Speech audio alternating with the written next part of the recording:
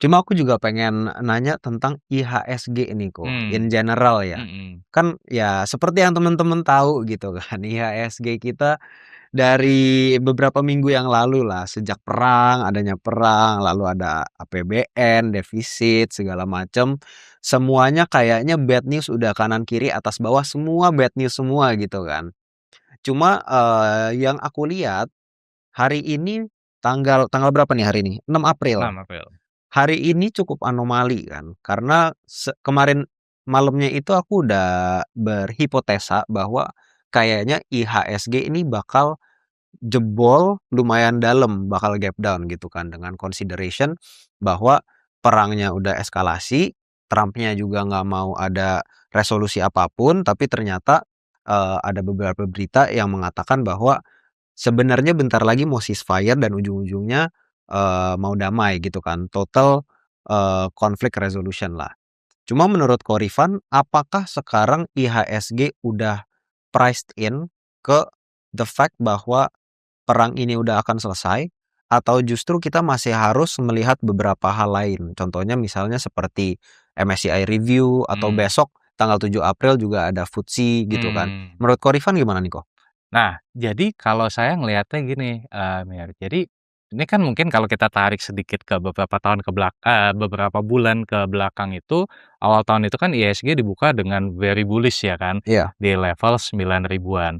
Nah, jujur waktu itu ya waktu itu kan udah ada MSCI, nah cuman, waktu itu saya belum ngelihat ada perang lah ya, maksudnya tahu, Amerika mulai, ke Venezuela, Mmm, udah mulai ada, apa, merapatkan barisan ke Iran, cuman tidak menyangka sampai benar-benar perang gitu kan. mhm mhm. Nah, waktu itu saya sempat bilang gitu bahwa, IHSG ini akan ke 7.500, tapi ternyata hari ini lebih rendah lagi 7.000 gitu kan.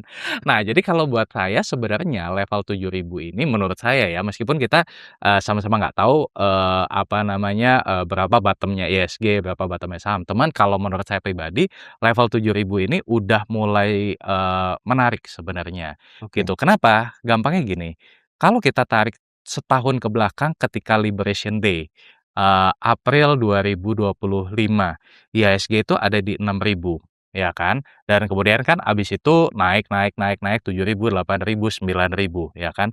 Nah, kalau kita tarik dengan, level IHSG yang sehat, berarti harusnya setahun berselang IHSG itu ada di 7.000. Jadi 6.000 ke 7.000 itu kenaikan sekitar 13 sampai 15%, which is itu adalah level yang sehat.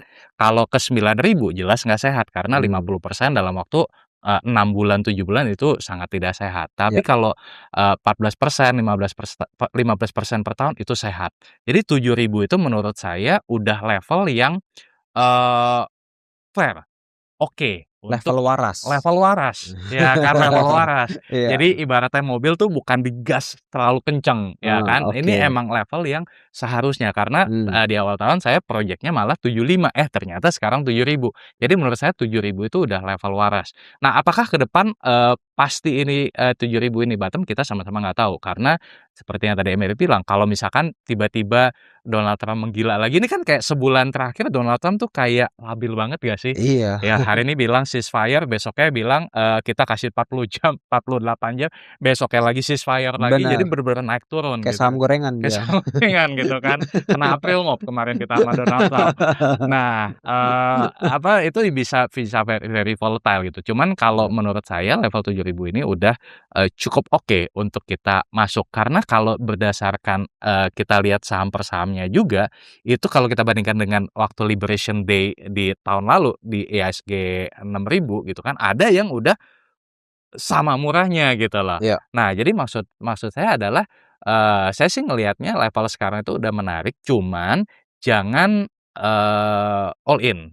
oke. Nah, selalu siapin cash. Mmm, Nah, itu mantra yang mungkin saya pakai juga, Mir. iya Jadi kita boleh optimis, tapi kita juga tetap harus, jangan kelewat optimis. iya, Jadi artinya kalau misalkan ada hal-hal yang di luar ekspektasi kita, tadi kayak misalkan tiba-tiba Trump menggila lagi, segala macam, ya kita tetap punya cash. Nah, kalau kita sama sekali nggak punya cash, semua kita hajar gitu ya, iya, apalagi misalkan kita memakai margin segala macam, begitu ada apa namanya, yang kita tidak duga, terjadi gap down lagi, ya kita cuma bisa jadi penonton, gitu. Jadi Mmm, maksud saya adalah, kita tetap udah menurut saya ya, level sekarang sih udah oke lah untuk kita masuk, gitu. Nah, oke. itu mengenai yang si, perang. Nah, kalau MSCI, mungkin saya lebih, apa ya, kemungkinan untuk sampai masuk ke frontier sih kecil ya. Mhm, Termasuk yang besok FTSE juga akan mengeluarkan pengumuman, kalau saya lihatnya nggak tahu ya, ini mungkin, agree to disagree, FTSE akan mirroring ke MSCI sih.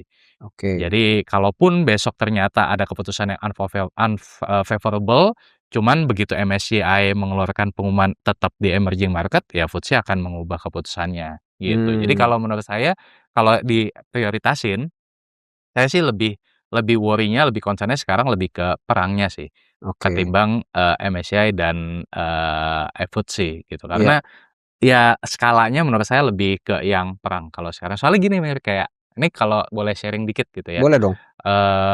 apa namanya, kalau misalkan MSCI, itu kan yang yang diminta ya, dalam Mhm, tanda kutip itu kan keterbukaan informasi. transparansi gitu. Transparansi, Iya, ya kan. Kayak mhm, kemarin kan BI sama OJK baru ngeluarin daftar, apa, high concentration, high shareholders. concentrationist, iya, Ya, itu kan ya kalau dilihat di situ memang ada beberapa saham-saham Konglo yang ternyata very concentrated, ya mhm, kan. Nah, itu kan berarti akan pengaruhnya ke selected stock kalau menurutku. iya, Nah, tapi kalau misalkan perang, ya mau itu saham Konglo, saham non Konglo, saham apapun, ya pasti akan kena, mmm, gitu. oke oke oke.